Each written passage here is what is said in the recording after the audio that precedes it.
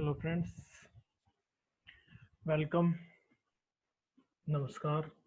Hope you and your family are safe during COVID-19.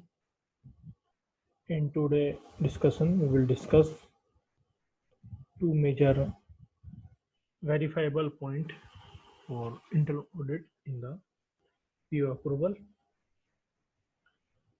Hope you will get benefited and come to know the points to be verified in PO approval. So let us start one by one. First, we will discuss what is the purchase order. I simplified purchase order in 4 lines. That purchase order or PO is an official document issued by buyer to pay to the seller for sale of specific product or service to be delivered in future. Hope you don't understand anything in fast track manner. So we'll discuss in slow mode that purchase order is an official document. Of course, if we are discussing here, so it is a official document purchase order we are discussing. Okay? Second, it is issued by a buyer to the seller. So who issued the purchase order is the buyer who want to purchase the product. So it is called purchase order. And what seller does? Seller issue sales order, replica of the purchase order for generation of the invoice. So it is important that buyer issue the purchase order to the seller. And why? For sale of specific product or service. So purchase order cannot be blanket. For example, in Kiryana Dukan. Let us take example of the live environment. Today we all are in the lockdown getting atta, chini, dal, pode, chai from the Kiryana store. So what we do, we give order to the Kiryana merchant, give us atta 10 kg, give us chini 1 kg, give us oil 1 kg. So we don't say give us all your items 1 kg, not specific item, specific requirement, specific quantity, and we give order to the seller and to be delivered in future. That is again very critical. That purchase order is issued first for item to be delivered future. Like again, we go to the Kiryana store, we give purchase. That purchase is called purchase order. In official language, that is a official document signed by many authorities. So that is the official document. Otherwise, that purchase is a purchase order. Simple one. So the specific quantity we write, like we discussed, atta, chini, itna, so much kg, so much. Now, but when we issue before getting the material, if material is received, then there is no requirement of purchase order. Next thing, each PO has a unique number associated with it that help both buyer and seller to track delivery and payment. So what happens in the business scenario? There are multiple order the same vendor or quick supplier. So we plot a number to that specific purchase order against which we want to purchase, so that it can be traced that rate is agreed, that delivery term is agreed, in which, like in Kiryana shop, Anshul buy something, Yogesh buy something, XYZ person is buy something. So what happened? So he write name. So in the large business scale, that name cannot be, and in one person is giving multiple orders, so only name cannot be tracked. So one number is given to the purchase order so that they can track. Next thing is PO. What in should be the content of PO? There may be many other content, but I highlight here some minimum content of purchase order that should be there, and why these should be minimum component. So let us discuss one by one. First is quantity purchase. How much quantity? Like in previous slide, we discussed atta 10 kg, chini 1 kg. So how much quantity we need and how much quantity of which item? So product or service. It can be happen chini 10 kg and atta 1 kg. So product and quantity. Now question arises if you say atta, then shopkeeper give you many atta, maybe Ashirvad, Fortuner, Patanjali. So you should specifically give brand name, which brand item you require. For this price per unit. So in Kiryana merchant, you generally not agree with the price, but in business scenario, it should be agreed price for per item. So price per unit should be fixed. Next, the most critical item is delivery date. And you say can ask why this is most critical. Because if item is received before delivery date, then there may be some space constraint. There may be slow moving, non-moving item increase. So, and if item is received after delivery date, there is possibility that you have purchased from an alternative source. So delivery date is very critical in such a scenario. Let us again discuss with a live example which we are discussing.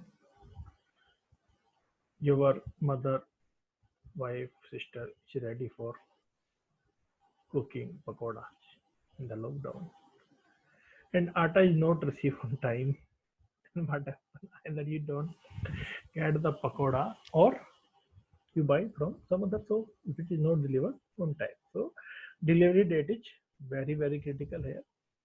Second is delivery location. In the business scenario, there may be multiple location of a company. So buyer may be confused. In Noida, suppose a company has 4 or 5 plant in the Noida itself. So the buyer may be confused which location, how much quantity is needed. So delivery location is first. Second is billing address. So what is the difference between delivery location and billing address? That is very critical to understand. Again, billing address may be different and delivery location may be different. For example, a company has head office in Gurgaon, but he has many plant in different locations. So company may prefer that all the bills, because our account team is sitting at Gurgaon, so you bill us in the Gurgaon location or head office, but you deliver the material on the plant. Second case, sometime company supply the material on behalf of other company. We'll discuss in another video in detail for this topic, how that is relevant, how GST will be dealt in interstate transaction in other company. So I just drop this issue here and move to the next payment. Payment term is again should be in PO because that impact working capital, and in company scenario where it's large purchase, the payment terms matter a lot. I say a lot because the payment terms and payment term based on which, based on invoice date, based on delivery, based on quantity, quality. So payment terms is very critical and should be specified in the PO. If it is not, that should be highlighted. Or advance payment. Suppose vendor want advance payment, but that is not agreed in PO. So if you come to such instances, that should be reported by the auditor. But we are not discussing the same in this video, so I ignore that topic again here and move to the next. I just simplify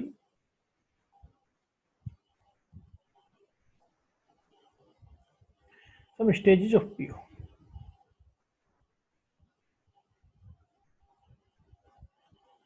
Stages of PO is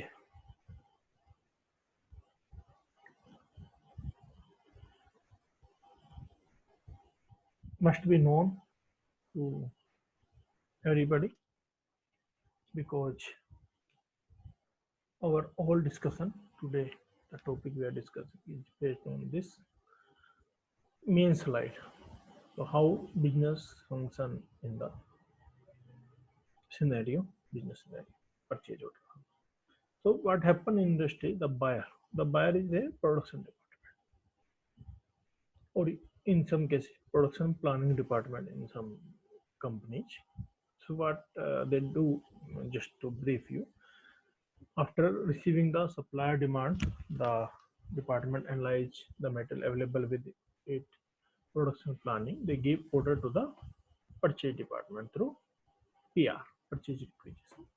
There can be another name, but generally industry use the name purchase requisition.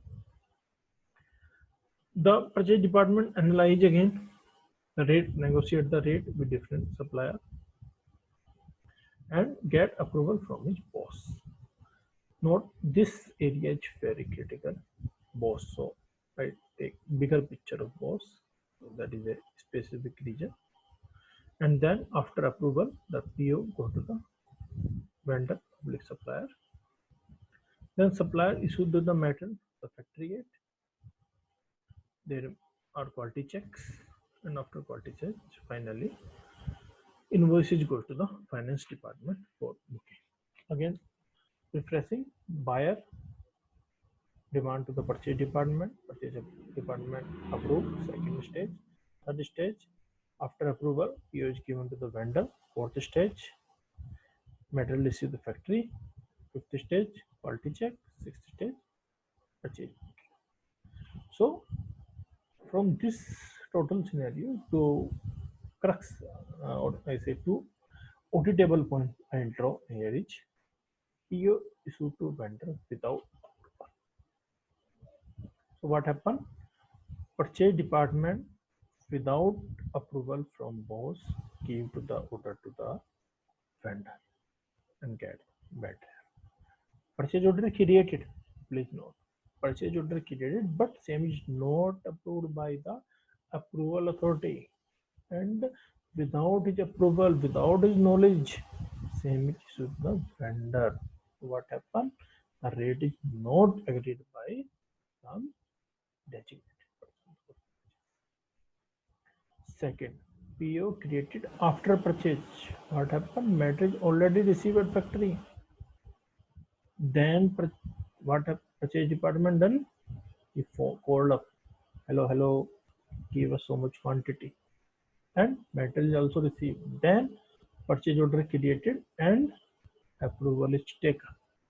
So think from auditor angle or company angle, industry angle, whether it is healthy practice, not at all. Because the basic purpose of purchase order is rate negotiation, quantity negotiation. So that process can be bypassed. So if whether it is wrong, no, there may be some business practicality which company has to do that. For example, there's some repair item.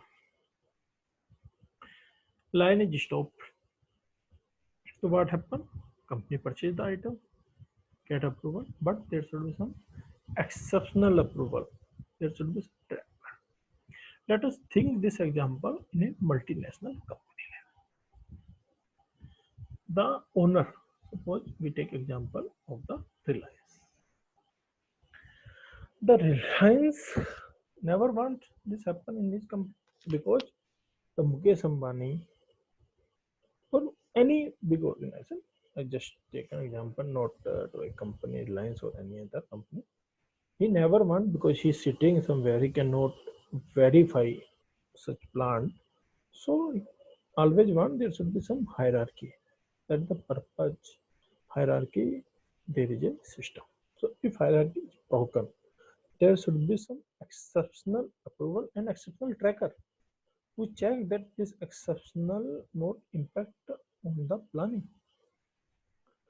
Otherwise, what will happen? The purchase department purchase at a higher rate.